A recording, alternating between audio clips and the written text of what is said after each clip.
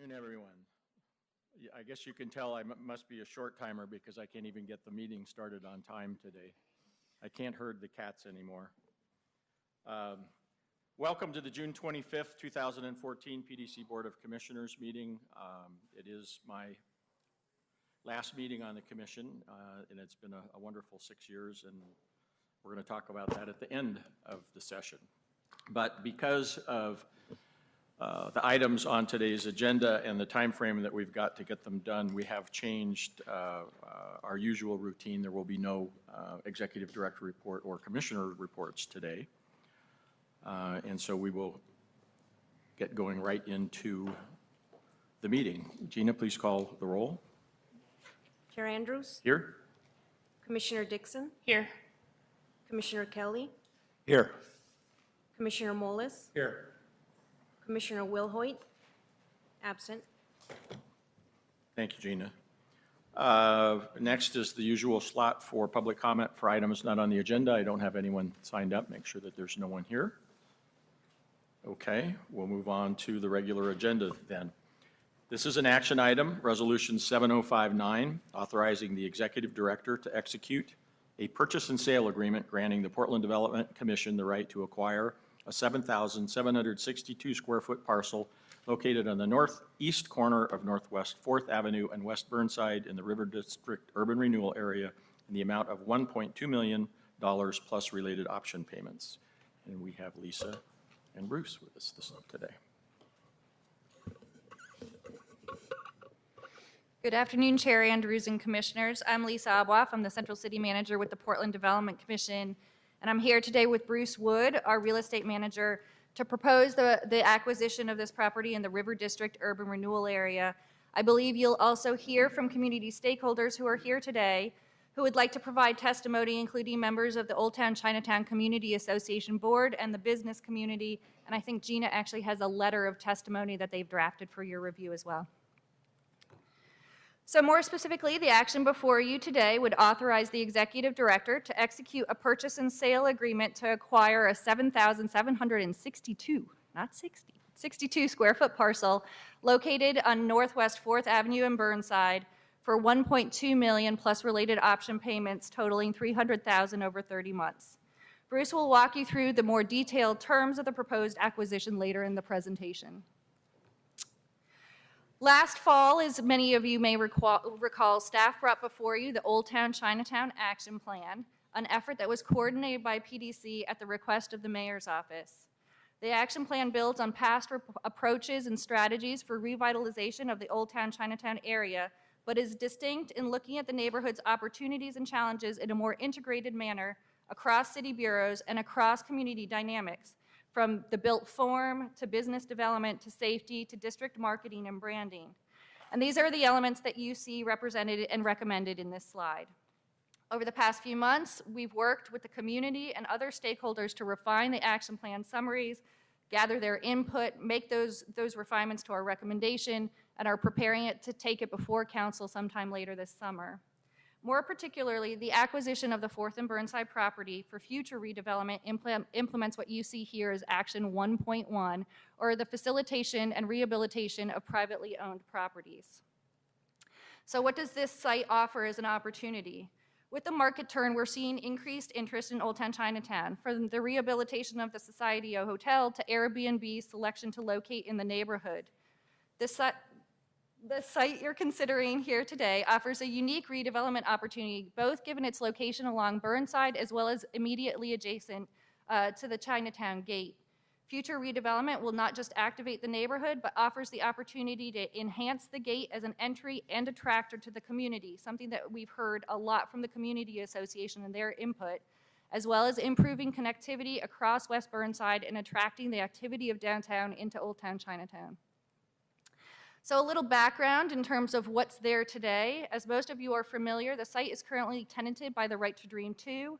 In February of this year, the board, together with City Council, approved actions and agreements, including the disposition of PDC-owned lands that made available to Right to Dream 2 $846,000 to help them find a new and more permanent home. As Bruce will describe in further detail, the requested acquisition terms of the PSA before you includes a 30-month option period. And you may likely hear from community members and local businesses that they desire and support a shorter option period. This period was identified as the right amount of time for PDC to work with the community to identify development options prior to taking title, as well as for the City of Portland to continue to work with property owners and Right to Dream 2 on identifying a relocation plan and finding them a new home. We'll now go through the acquisition in more terms in more detail and then hear from community members. Thank you. Good afternoon. As Lisa mentioned, it's a 7,762 square foot parcel on the corner of Northwest 4th Avenue and West Burnside. It's in the River District URA. It's a corner parcel. It's a strategic site. And as far as the entitlements go and the due diligence, one of the key issues is we have to do an archaeological investigation. It's not a major issue, but it does have to occur prior to us taking title to the property. It has a $1.2 million appraised value.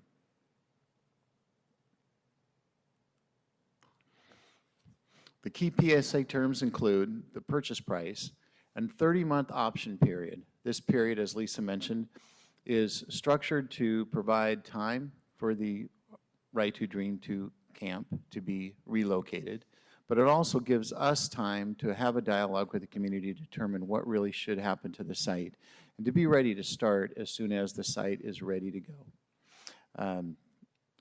Option payments are not applicable to the purchase price, but they're secured with a property lien. Okay, so the agreement provides that we have to make 30 payments. This doesn't mean that we can't move sooner. It could move sooner, provided the property owner is able to give us clear title to the property, which includes the camp being relocated. There's $50,000 of earnest money. It's applicable to the purchase price, but again, it's non-refundable after waiver of the buyer contingencies. As far as the contingencies goes, it's the closing, just as I mentioned, to the subject of relocation of R2D2, and we'll complete our other due diligence items. We don't expect any surprises there.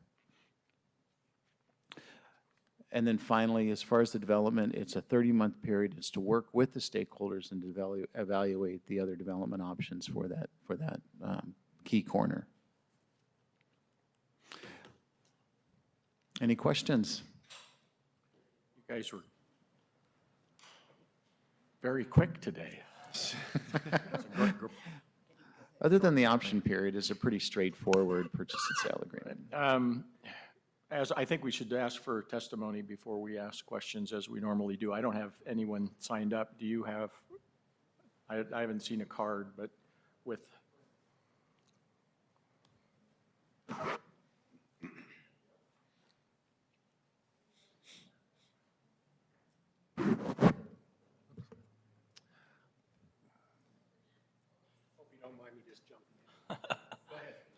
My name is David Gold, and I am an Old Town Chinatown property owner. I want to make it clear today that I'm not here to oppose services for the homeless. I support the majority of social service providers in our neighborhood, consider them good neighbors and the soul of Old Town Chinatown in many ways. It is not the organizers or the residents of R2D2 that are the problem. It is the property owner and our city leaders.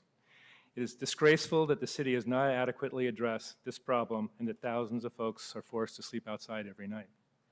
However, as a citizen, a taxpayer, a property owner, and as the landlord to over 50 local small businesses in the neighborhood, I am disappointed that the city, and today through the auspices of PDC, does not equitably enforce the land use regulations of the city, including zoning, design review, and building code laws. I could speak to these issues for much longer than my time today provides, but I would like to make the following points. The Grove Hostel project, to which I was one of the key proponents, would be open today and have brought new vitality to Old Town Chinatown if it were not for the lack of code enforcement, not to mention the loss of $240,000 that myself and my investors wasted on the project.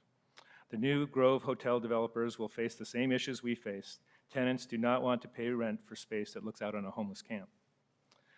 Since the illegal camp opened, we have lost the following businesses within a few blocks of the camp: Ping, Hamburger Mary's, Backspace, Old Town Computers, the People's Sandwich of Portland, Couture, the Crown Room, the herbal medicine store next to Ping, I apologize for not knowing the name. Hand-Eye Supply across the street is relocating. And that doesn't account for all the businesses that considered Old Town Chinatown, but decided not to locate here, which I have proposed many spaces to try and lease. Old Town Chinatown should not be losing businesses. We should be sharing in Portland's prosperity. At a time when all of Portland is awash with residential development, there's a reason why nothing is happening in Old Town Chinatown. Across the street from the camp, we have spent thousands of dollars complying with the very laws that the city disregards when it comes to the homeless camp. Ironically, one of my tenants wants to paint the outside of their space and will have to spend thousands of dollars to go through design review while they look out their windows at garbage dumpsters, porta potties, and the tents of the homeless camp. Old Town Chinatown has endured 2.5 years, and you are proposing another 2.5 years of this situation. PDC drafts a 5-year plan for Old Town Chinatown, yet fails to address the most pressing problem, the citywide impression that Old Town Chinatown is not safe. The mayor offers $50 million in incentives, but fails to address our immediate needs. Old Town Chinatown cannot wait for another 30 months to dig itself out of the hole the city has placed us in. I urge you to reject this proposal and not reward a property owner that has flaunted his land use violations. Please find some approach that will immediately address Old Town Chinatown's tarnished public image. Thank you for this opportunity to share my perspective. Oh, I wanted ladies first. Commissioners. And Mr. Andrews, thank you so much for your service. And I understand being on the short end. I'm on the short end of 30 years of community involvement in Old Town Chinatown. And You need to introduce yourself. oh, Sorry. excuse me. My name is Howard Weiner. I'm chair of the Old Town Chinatown Community Association, and I own Calskate Skateboards. That's what I do for a day job right up the street. Excuse me. Without getting into the other issues, I want to really just stick with the issue of that location. Our community association has taken up this 5-year action plan for over a year now. We've held multiple meetings. We've had public forums. And one of the priorities was to find a resolution to that location and to move forward development in Old Town Chinatown and find the balance that we all want to see. There are no cranes in Old Town Chinatown. We'd like to see a few of those. But with that said, the letter really speaks for itself. I'm thankful that a resolution is coming to that location, but we're disappointed in the timeline. Simple as that.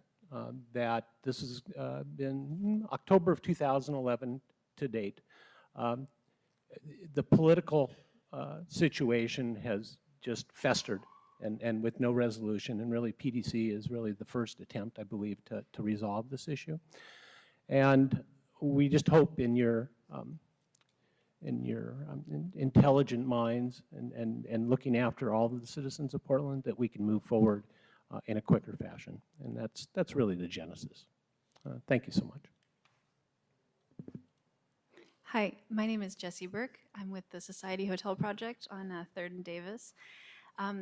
I'm also part of the Old Town Chinatown Community Association Board and the newly formed Business Committee. And I just wanted to attend this meeting first to share with the group. I live and have another business in another urban renewal area, and I appreciate the work that PDC does in a lot of ways of removing properties, regardless of the price, out of the hands that people aren't moving forward with them, and I get that. Our hotel's primary concern in moving or purchasing this property was the perception of safety and the right to dream to lot and everything that we read about the Grove Project and what happened. It's also the primary reason that the business group, which started initially as a sort of rallying of David Gold's tenants because they were noticing a decrease in business because of the right to dream to encampment, some of which who were willing to share. One of the most prominent restaurants in the neighborhood since they've opened is down 40%. Because in some ways, decrease of businesses retaining employees in the area, but also they think people's perception of safety. All of that being said, I think reading the proposal, our team with the Society Hotel and the business, part of the business group, we agree with removing this property from the hands of a property owner that's not doing anything. And I was encouraged and excited to see that happening. But like Lisa said, you're going to hear testimony from people feeling like if it is 30 months, we just need some confidence to know that with the momentum that's changing in the neighborhood, that maybe we could move this faster than 30 months, because that's almost 3 years of stressful business planning. And I have nothing beyond that except we support the project moving forward as planned, just the timeline is a little long. Thanks. Hi, I'm Helen Ying, and I'm representing the Chinese business owners here in Old Town Chinatown. So I'm also involved with the Old Town Chinatown Community Association, vice chair on the board, and chair of the Streetscape Improvement Committee, and also have served on the Central City's Budget Advisory Council Committee for PDC. And so recently, Portland Business Alliance actually put together a plan to help the Chinese business owners here in Old Town Chinatown. And I helped organize that. And we had a meeting with the business owners. Right off the bat, the first thing they said to us is, the city's got to do something about the homeless situation here in Old Town Chinatown. And so, very obviously, it has impacted their business. And before I came up here, my husband, Steven, just said, Helen, remind everyone there that Fang Chong, one of the businesses has closed its door, like what David Gold was saying about the businesses had closed the doors here in Old Town Chinatown, right?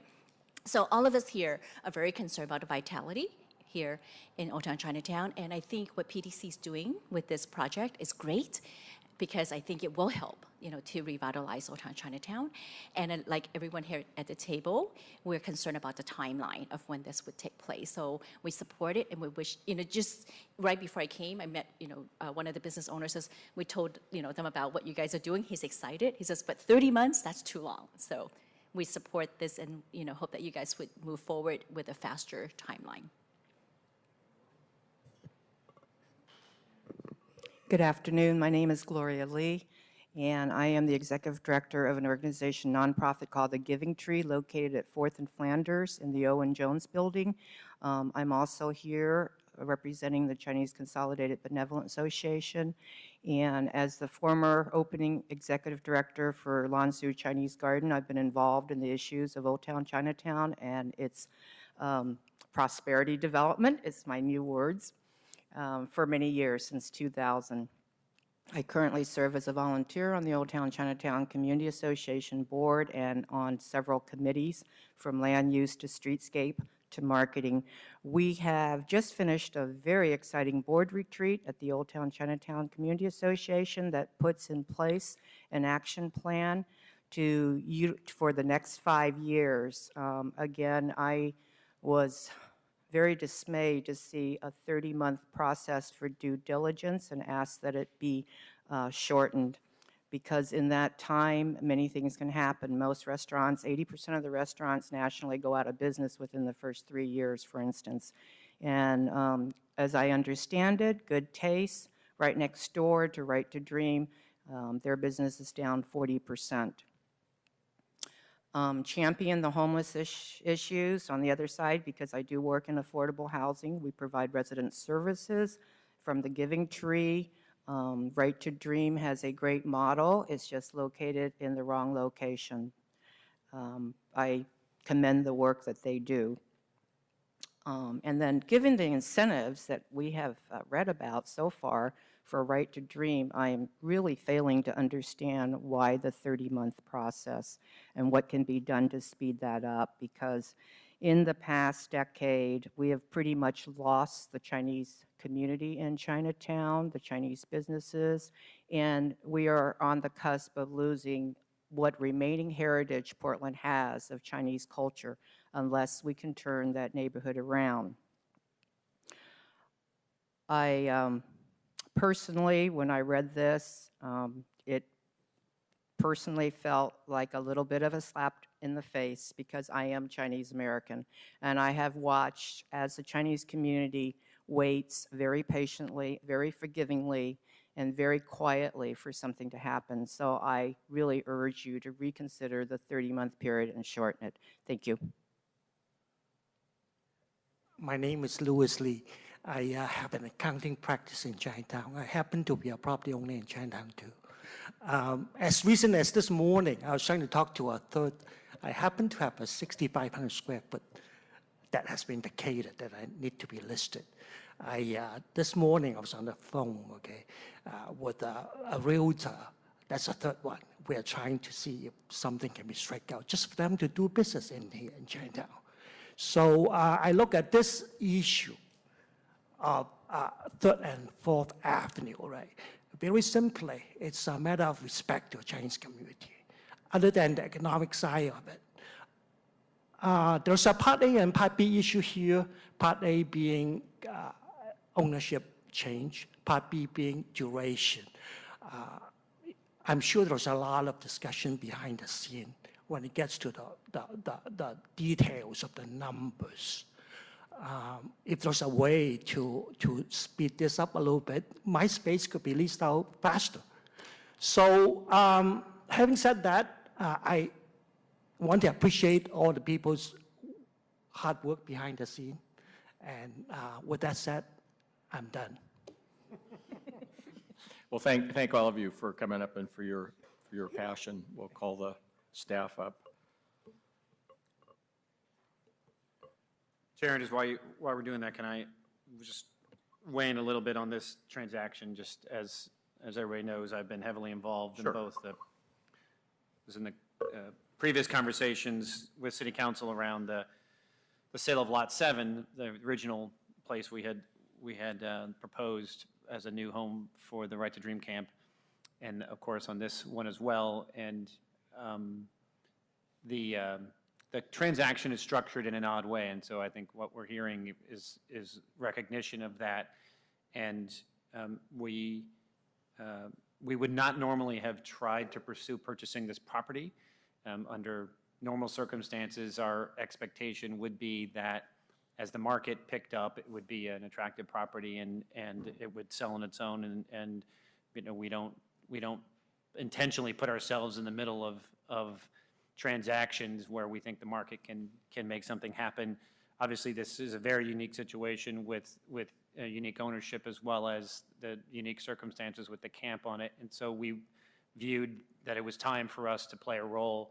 And so we viewed it as us being the right next owner of the property, an interim owner of the property. I'll say that very explicitly. Our intent is if we actually ever acquire the property, for it to be sold and put to a productive use at that point.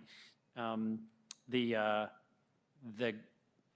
circumstances around finding a new home for the camp and the previous conversations that we've had with the property owner caused us to have to be creative about how we structured this deal. And so we pursued this type of transaction, knowing full well that the length of time that we were creating as part of the option period went far beyond pretty much anything that I think any of us have ever negotiated.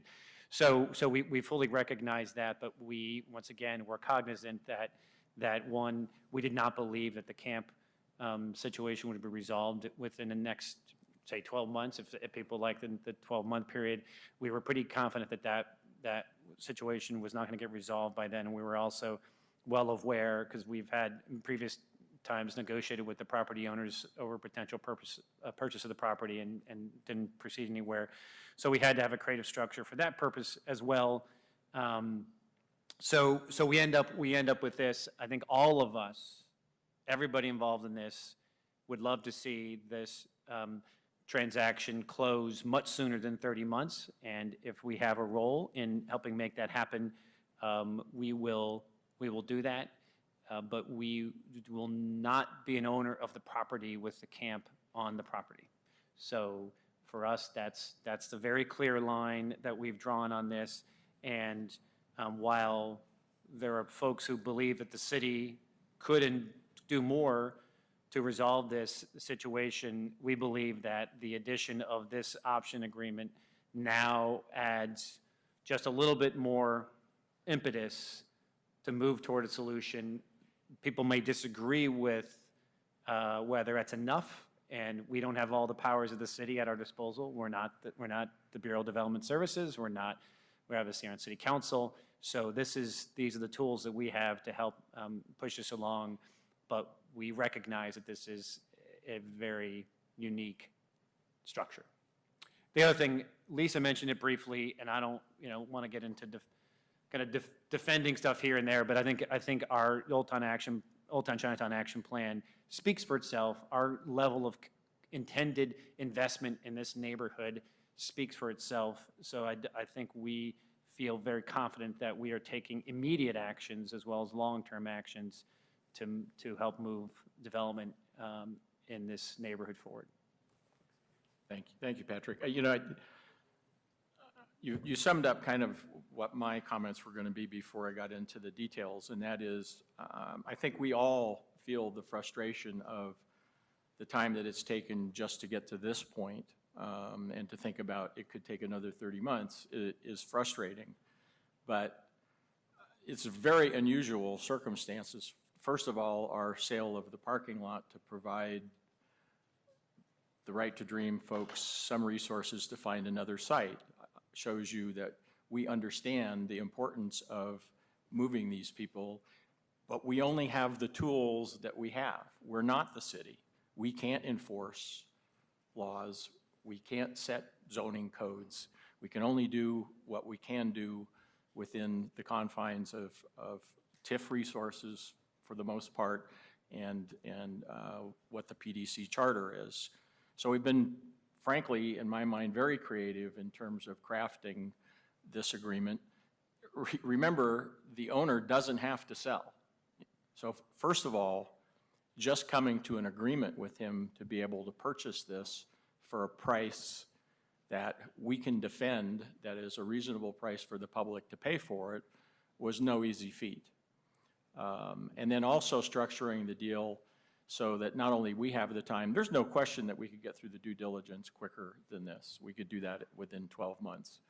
But we're not in control of all of the pieces of this. And it just, from talking to all of the parties that are, we all hope that it happens well before 30 months. We'll talk about the financial structure, and I think you'll see that there is a real incentive for the owner to do it earlier. But we know that behind the scenes, the city and the R2D Right to Dream folks have been working really hard at trying to find a site, and they're having a really hard time finding one. So I feel your frustration. I would tell you that the presentation that you made in front of us today, I hate to give City Council a hard time, but they're the folks that need to hear that. We can't deal with those issues. We understand them. That's why we're here. Any of the other commissioners want to make a general remark before we kind of get into the details of the deal or hold back? Okay. Just agree with everything that you said.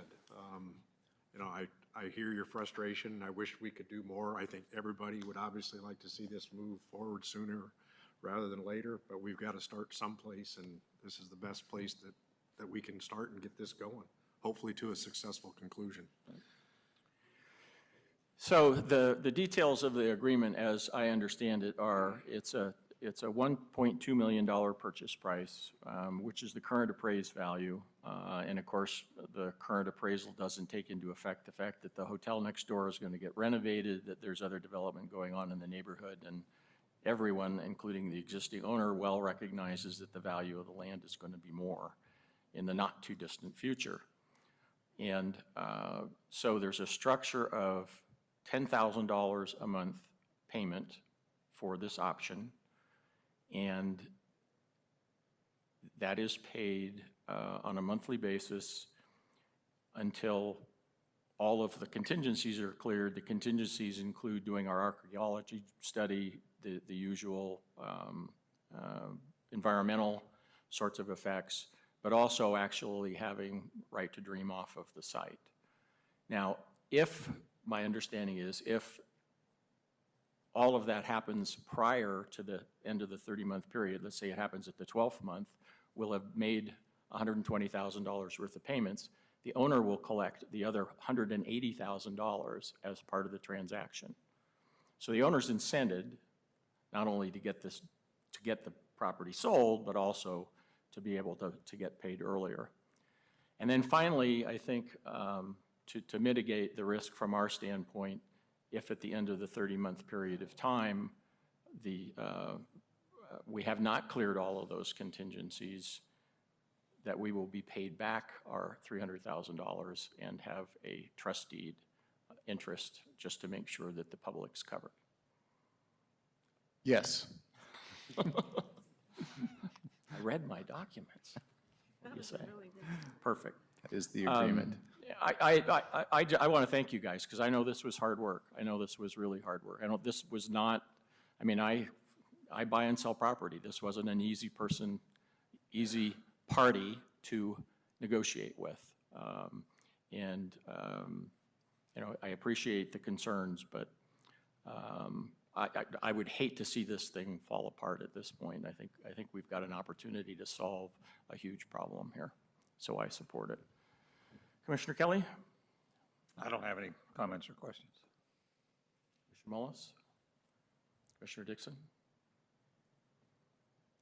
I also support, you know, and we've had an opportunity to hear it several times now, and then just relearning about the structure and seeing how there's a lot of careful attention and thought put into this. Although, and I completely understand the frustrations being, having a business right in the Hamburger Mary space, and knowing a lot of the issues that we deal with within this district, I can understand the frustrations. However, there are other issues and other problems, and obviously we're not able to resolve that all that are unique to this district. And, you know, just one movement of a camp is not going to solve all of our business problems within this district. So I think we should be really mindful of the fact that there's a lot that needs to be done within this district. My biggest question was after the 30 months, because we really, and although, you know, we always want things done faster, 2.5 years will go by rather quickly, and redevelopment will continue to happen, and this district could change very dramatically in the course of the next 10 years. What happens if that 30 months goes by and nothing has been done? If the camp hasn't been moved, what will we do at that period? Because I would, no matter what, even if it's another 2.5 years, that's still more time to potentially solving some of these issues that we have within this district that have been in this district for a long period of time. Right. That's a very good question. As Scott mentioned, as far as the agreement goes, either the owner would pay the property, you know, we haven't got the details yet, but there will be a security that the PDC would get their money back. There would be, for example, a trust deed against the property. So in the event that something happened to that money, that we would still get it back when the property did sell. As far as between now and then, there would be a lot of work as far as what would go on that property. So once the property is ready to go, we would have the plans and everything. But in the unlikely event, because again, the incentives are structured for people to solve the problem. Right. Okay, so, you know, like they said, the guy doesn't have to sell the property, right? So at the end of the day, if the issue isn't resolved, then at least as our agency goes, the agency is going to get their money back. And we would hope that we've structured it such that it gives the incentive to the other folks that are there to solve that problem, that they will get it solved, and the sooner the better. I'll answer the question. I think it's what Patrick called out, which is this is one piece of a broader investment strategy in this community, and ideally all of those pieces come together to continue to put pressure kind of on that site redeveloping, and in kind of helping Right to Dream to continue to look for a permanent home, because I think they have interest in finding a permanent home as well. All right, thank you. Anything else, Patrick? No, the only thing I would add on Commissioner Dixon's question is, you know, when as Chair Andrews mentioned, the city the city bureaus, city council, they have work to do. There's still, we agree, there's some leadership that still needs to come in terms of making a decision about, this is not a permanent home, so yes, it cannot go on indefinitely, and I think that there's effort over there, but I still think there's more work to be done. So, you know, I think PDC's trying to do its part, and our expectation is that we'll get support from both City Hall and the other city bureaus in addition to what we're doing, and I expect there to be a resolution this timeframe. Okay, thank you. So I would look for a motion to approve Resolution 7059, authorizing the Executive Director to execute a purchase and sale agreement granting the Portland Development Commission the right to acquire a 7,762 square foot parcel located on the northeast corner of Northwest 4th Avenue and West Burnside in the River District Urban Renewal Area in the amount of $1,200,000 plus related option payments. So moved. Second. All those in favor, aye? Aye. Aye, opposed? Thank you. And thank you for coming in. I mean, we hear you. We're doing the best we can. So we are now going to adjourn this meeting as a Portland Development Commissioners meeting. We will reconvene after the next board meeting, which is the TSCC Tax Supervision and Conservation Commission public hearing on and certification of the fiscal year 2014-15 approved budget. So everybody got their script?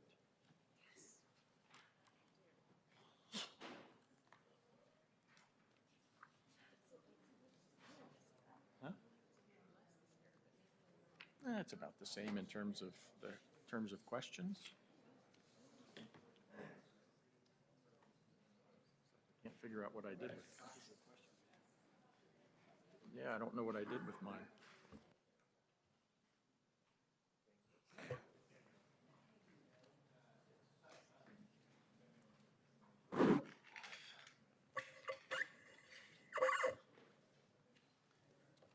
Thank you, ma'am. I'll take it since you have it printed out. Thank you.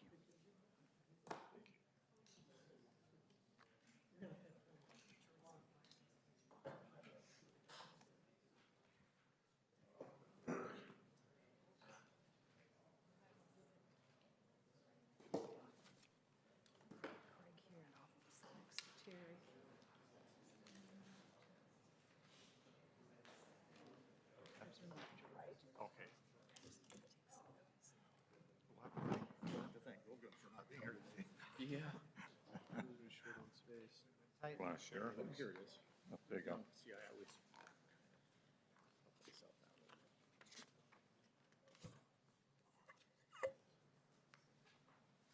way. Good afternoon. I see some familiar faces. All right. I want to verify that this microphone is working, is it? The little blue light will tell you whether. Right, okay. Very good. Super. I saw green, so I presumed that meant it was on. So we can begin. I have a little preamble for us to start with. This is a public hearing of the Multnomah County Tax Supervising and Conservation Commission for the purpose of discussing the 2014-15 approved budget for the Portland Development Commission. One of our responsibilities, as detailed in state law, is to review the budgets of all municipal corporations under the Commission's jurisdiction. TSCC staff have carefully reviewed the budget and worked with the Commission staff on technical aspects of the budget. We have questions concerning the financial policies implicit in the budget that we'd like to have answered that a typical citizen might ask. In that sense, we are here today representing all of those citizens that might not be able to ask questions of you directly. Of course, we encourage citizens to attend these public hearings and learn more about the Commission's budget and make any comments that are appropriate. Minutes of this hearing will be prepared and retained as a permanent record of the proceedings. And we have a sign-up sheet, which is at the table to our left. If the public cares to make any comment, please fill out the sheet and we'll recognize you a little bit later during the hearing. So I'd like to have the commission staff introduce themselves, and starting with the Commissioner Nance, and also to state whether we have any real or perceived conflicts of interest. Good afternoon. I'm Steve Nance, Commissioner. I have no conflicts. Brendan Watkins, Commissioner, no conflicts. David Behringer, Commissioner. I have no conflicts of interest.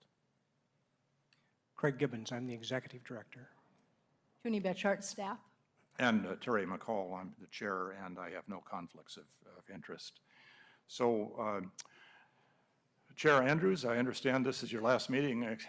Congratulations to you on that. That probably feels good, but also thank you. We were talking while we were waiting for the meeting about what a great influence you've had, and having chaired the commission for a number of years has really helped. So thank you. Would you care to introduce members of the commission or have them do so?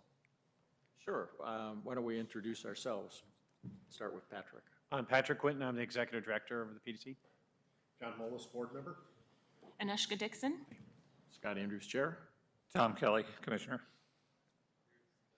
Very good.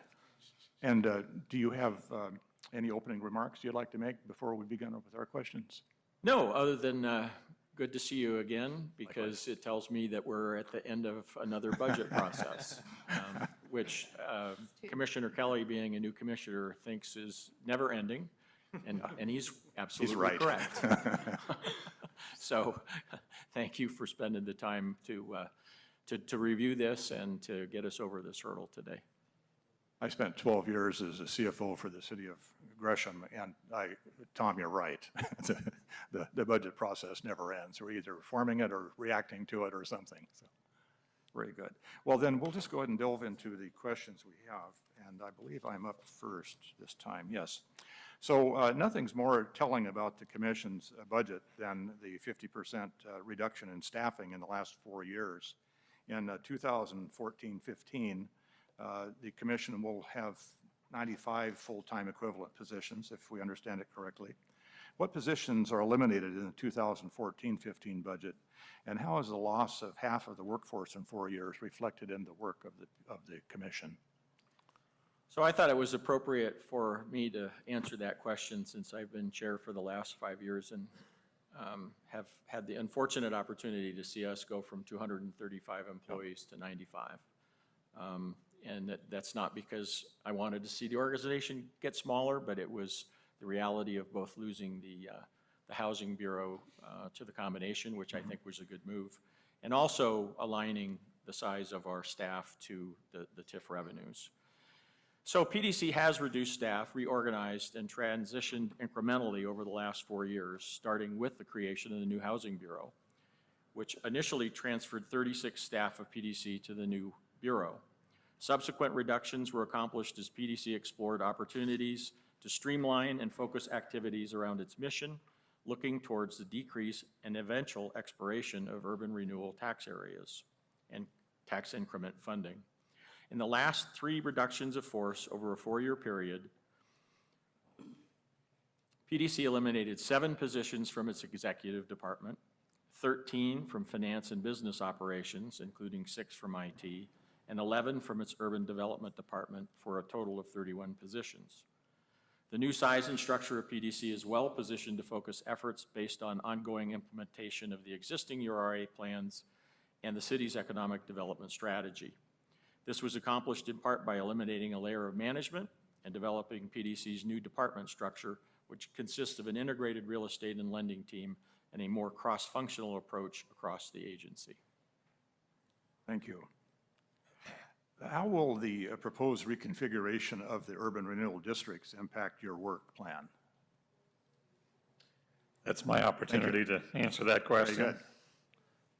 In the first half of fiscal year 14-15, staff will dedicate time to finalizing the proposal, soliciting public input, and bringing forward the 6 proposed amendments for approval, as well as development agreements with PSU and ZRZ Realty. The URA modification proposal has little impact to the PDC budget over the next year, but does make some longer-term directional changes to the PDC's work plan as it relates to the education URA, Central East Side, and North Macadam. Work plan within the education URA will be eliminated or replaced with some work related to proposed expansion of the North Macadam URA for redevelopment opportunities around the PSU campus. The North Macadam URA expansion will also allow for ongoing work to be completed over the next 10 years around the Zidell property. Expansion and extension of the Central East Side URA will allow for additional resources and focus on opportunities for redevelopment along the Milwaukee light rail line. Okay, thank you. This third question sort of impressed me in that there's a certain symmetry of numbers. We're dealing with 95s and 50s, both with the first question and the third one, and yet they represent different issues. So property redevelopment is the largest growing segment of your business. At $95 million, it will constitute 50% of the Commission's expenditures next year. What are the main projects in this budget, and what are they meant to accomplish? I'll be answering that question. Thank you. The property redevelopment business line represents a significant portion of the budget because it's made up of a combination of new projects and opportunities, as well as several prior year projects that are ongoing reservation of funds from prior years. The prior reservations include the $20 million earmarked for the renovation of the Veterans Memorial Coliseum and $4 million for the Convention Center Hotel. New projects and opportunities include $30 million related to commercial property redevelopment in the River District, which includes a significant loan to the Pacific Northwest College of Art and funds to support the Old Town Chinatown Action Plan. $5 million is included to support strategic site development in Central Eastside, and $5 million in lending is programmed in the Lentz URA to support the new Lentz Action Plan. In total, PDC's budget includes $44 million for commercial property lending across all urban renewal areas. Thank you.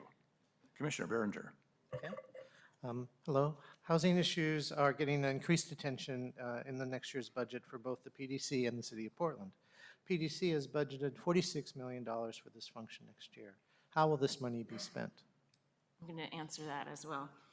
Of the $46 million included in the housing appropriation, $1.4 million is associated with operations of the Headwaters apartment that PDC manages on behalf of the Portland Housing Bureau, and $45 million is programmed for implementation of housing set-aside projects by the Portland Housing Bureau across 10 urban renewal areas. According to the budget program by the Portland Housing Bureau, the majority of the set-aside funding is for multifamily affordable housing projects underway in River District, Gateway, and the Oregon Convention Center URAs. Funding is also comprised of ongoing home rehabilitation and home buyer programs in the neighborhood, URAs, as well as new funds for future RFP processes for affordable housing developments. Great, thank you. The Lentz URA has received considerable press attention this past year. It has consumed almost half of its maximum indebtedness with marginal results. What investments has PDC budgeted for this area in 2014-15? Is the Commission altering its approach to redevelopment in this area? That one's for me. We believe that PDC's roughly $90 million in investments have produced results with much needed improvements to transportation infrastructure and open spaces, small business development, and an increase in affordable housing. The Lentz 5-year action plan builds on that foundation with specific actions intended to achieve community desired retail amenities, residential density, job growth, and private investments before the URA sunsets in 2020. The action plan focuses on 4 distinct geographies in Lentz and lays out tailored actions for each of them. Neighborhood centers focuses on development and placemaking opportunities in the Lentz Town Center and West Foster nodes. Commercial corridors focuses on the commercial corridor vitality, including business development and safety improvements along 82nd Avenue, Powell Boulevard, Foster Road, and 122nd Avenue. Residential encourages construction and rehabilitation of units and preserving housing affordability for homeowners and renters. And industrial and open space focuses on the business development to intensify industry uses for traded sector job creation and plan for mitigation of the 100-year flooding issue. Great, thank you. Yep. Last year, the the Oregon Department of Revenue clarified that property taxes divided for an urban renewable plan area that are intended to support public education must be categorized as education taxes, subject to the $5 per $1,000 of assessed value limit of the ballot measure 5. With the planned demise of the Education District URA and the expansion of the North Macadam URA north into the PSU blocks, will any tax increment funding be spent on direct improvements to facilities owned by the Portland State University or the Portland Public Schools? And I'll take this one. Under no scenario will any funds be spent on education purposes. Under the current proposal, the final year of the Education URA TIF funds will be used primarily to support the Portland Bureau of Transportation's construction of the streetcar realignment on Southwest Montgomery Street. The proposed expansion of the North Macadam URA will focus tax increment investments in the area on development activities, some of which will be in partnership with Portland State University. PDC's use of funds in partnership with PSU will be to support mixed-use projects that are of shared ownership, or if invested in PSU-owned facilities and the commercial components of these projects that serve the neighborhood, such as ground floor retail. Great, thank you very much. Commissioner Nance, please. Thank you. The commission heard a briefing on Old Town Chinatown's 5-year action plan October of last year. Have there been any refinements to that plan? And if so, how will it alter the work you're doing already in that area?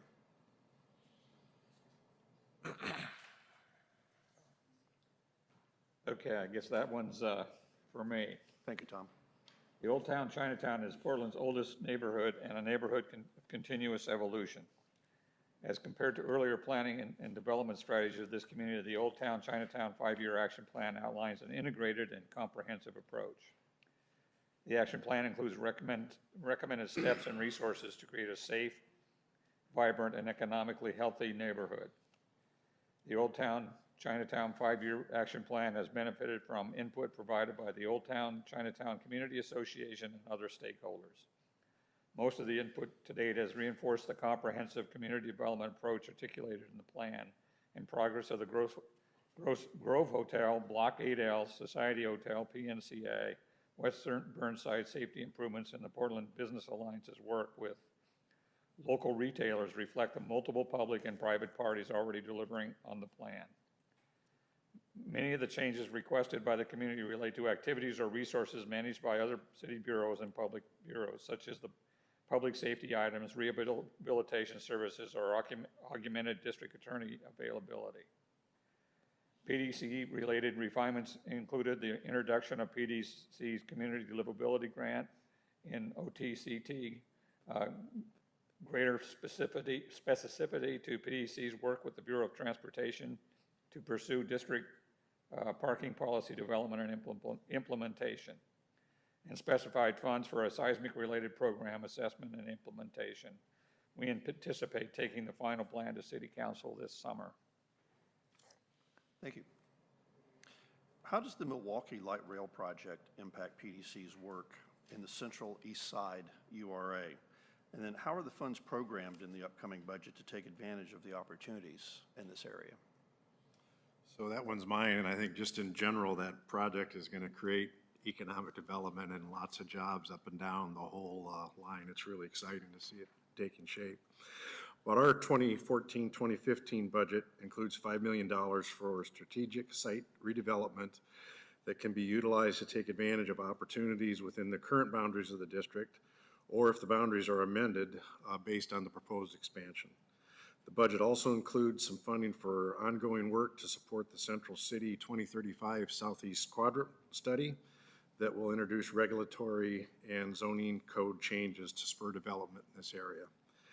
A specific roster of strategy sites and their related development potential along the light rail alignment were analyzed in conjunction with the city's zoning assessment. Thank you. Would you please provide updates on 3 areas of work: the Veterans Memorial Coliseum renovation project, the new County Health Department headquarters, and the Union Station renovation project? I'm going to take this one. On the Veterans Memorial Coliseum, in late 2013, City Council instructed the Offices of Management and Finance, OMF, who are technically the owners of the Veterans Memorial Coliseum, to revisit design and business plan options for the building, from demolition to full repositioning and renovation. OMF has selected consultant teams for each of these respective scopes using city resources and anticipates completing the work by the end of 2014. We continue to hold about $21 million in the ongoing budget for this particular item. For the County Health Department, PDC and Multnomah County entered into an intergovernmental agreement where PDC is to disperse $27 million to the county by June 30, 2014, just a few days from now. But the agreement included requirements that 17 of the $27 million would be dispersed based on certain project milestones, including the issuance of building permits to the county. Since all of these milestones haven't been achieved, we'll disperse $10 million to the county this year, and we anticipate dispersing the $17 million next fiscal year when the county receives permits and is closing to starting construction.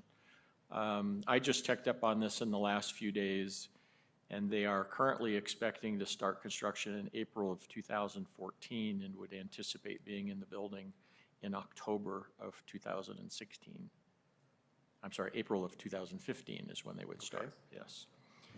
On the Union Station, Phase 1 and Phase 2 improvements are completed. In March 2014, PDC conducted solicitations for 3 consultant teams to initiate Phase 3 scopes of work: environmental, building, and track improvements.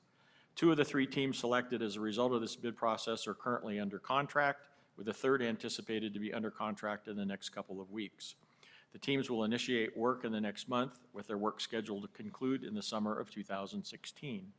The results of this work will be 30% preliminary design, estimate of future design and construction costs, as well as the preferred phasing of the subsequent improvements.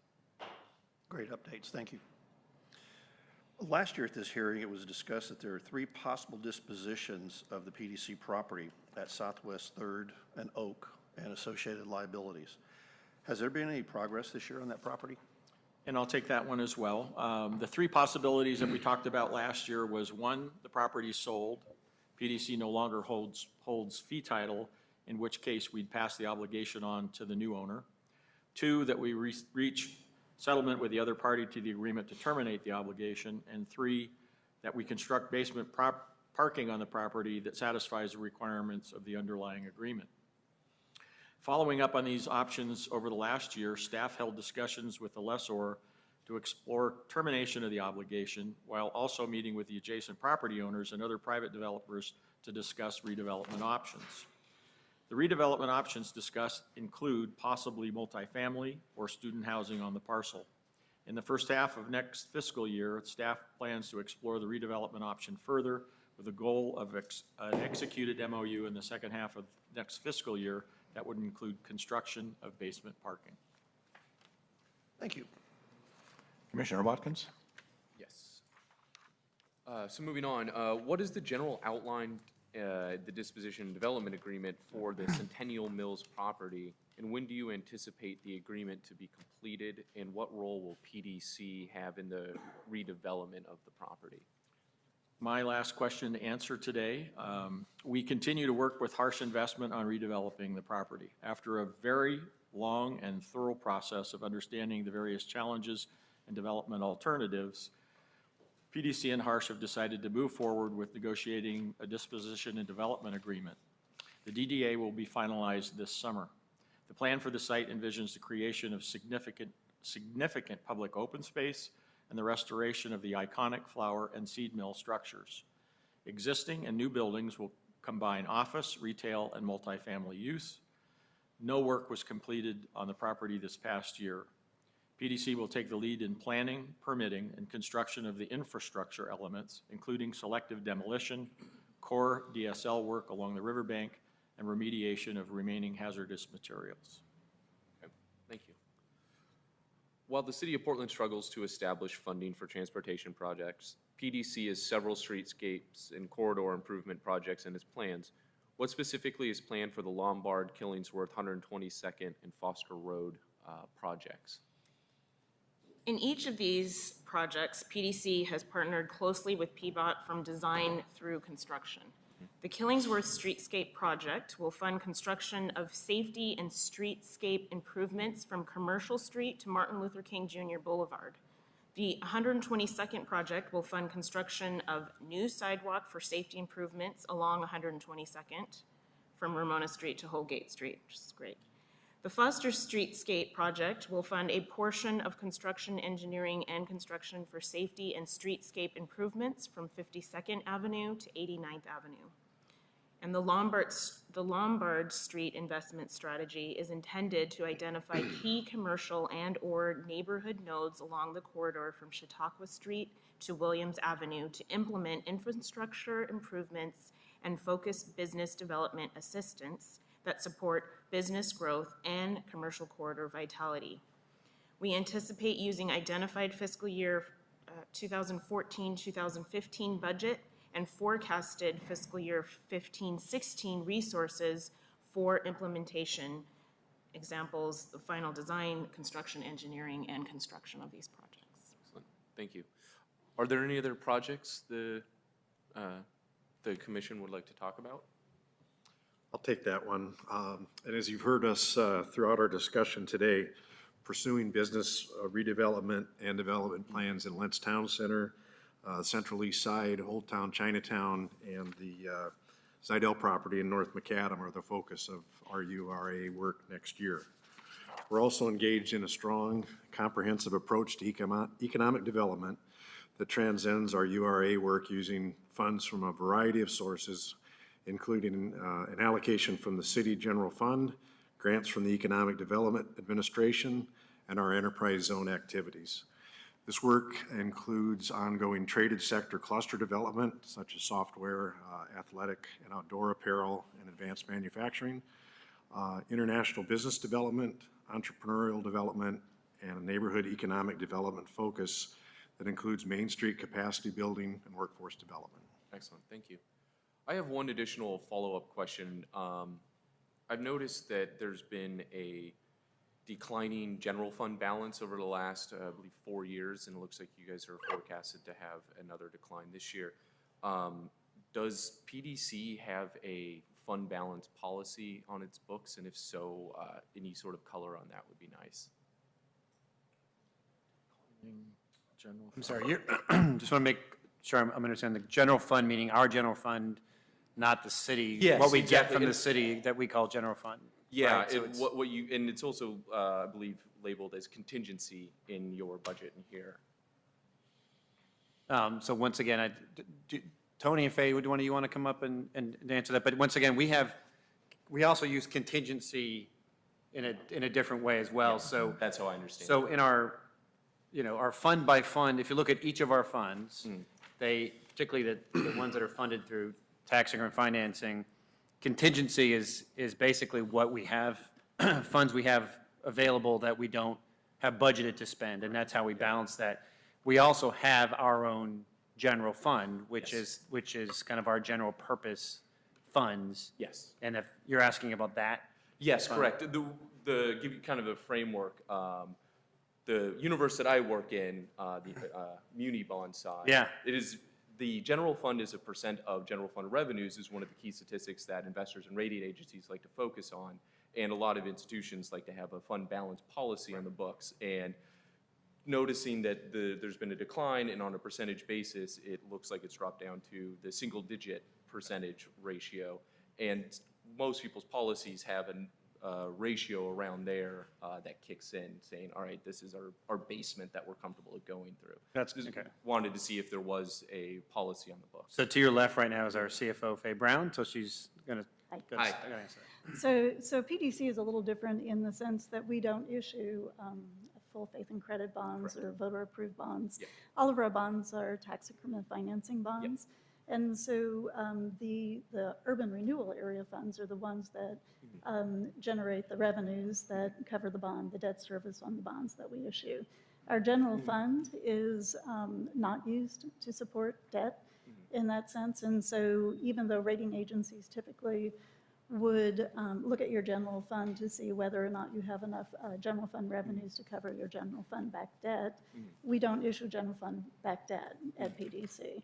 So it's a little different in the sense that we don't have to worry about meeting that threshold. And we have very little of our work that we do that's general fund funded work. And oftentimes the monies that we put into our general fund come directly from the city on an annual basis. Okay. Okay? No, thank you very much. You're welcome.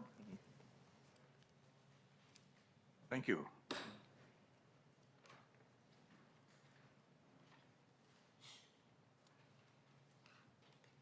So now, do we have any public comment sign up? We do have one person. Okay, thank you. Okay, so Mr. Greg Howell, please, right here is fine. Be sure to speak right into the microphone, please. And if you could limit your comments or questions to 3 minutes, please. My name is Greg Howe. I'm an attorney, represent Teresa McGuire. I'm interested in TIF funds going to support public schools. My question is, I was very pleased to hear you're not going to do that.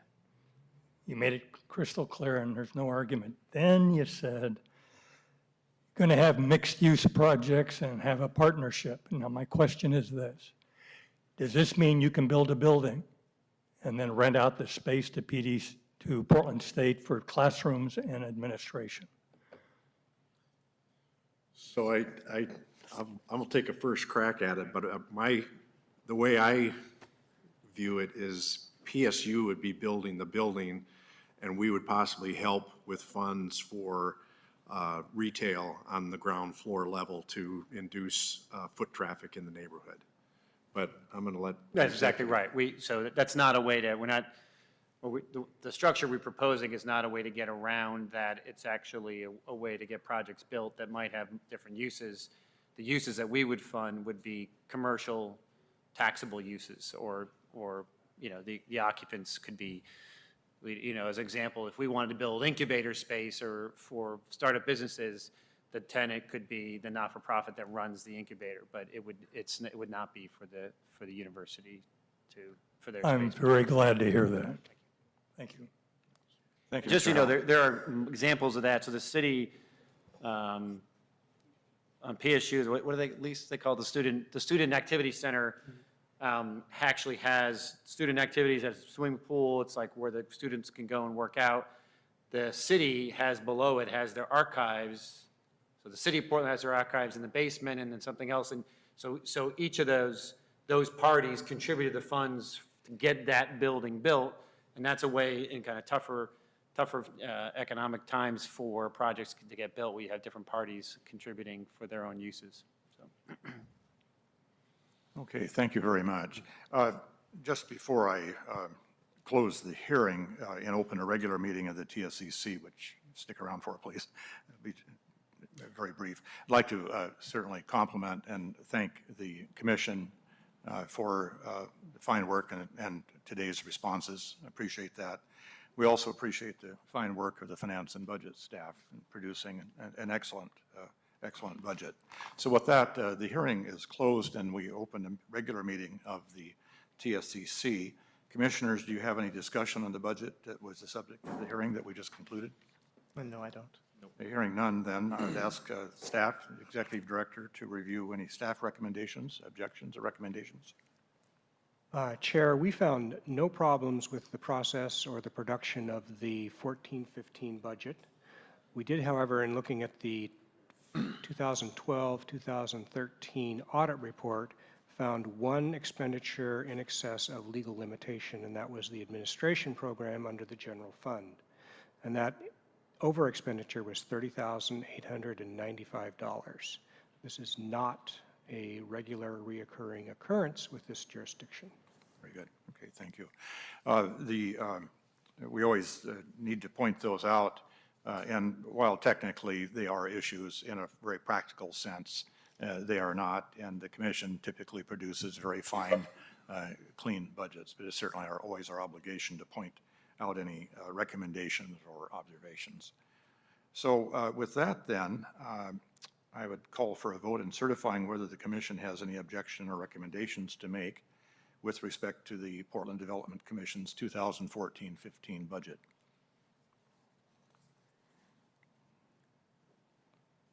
You can move to certify as good enough. So move with the one recommendation. Second. Okay, it's been moved and seconded to certify with the recommendation as noted. Is there any discussion? Those in favor, please say aye. Aye. Opposed? It carries. Thank you. We are adjourned. Thank you very much, Chair. Thank you. Thank you.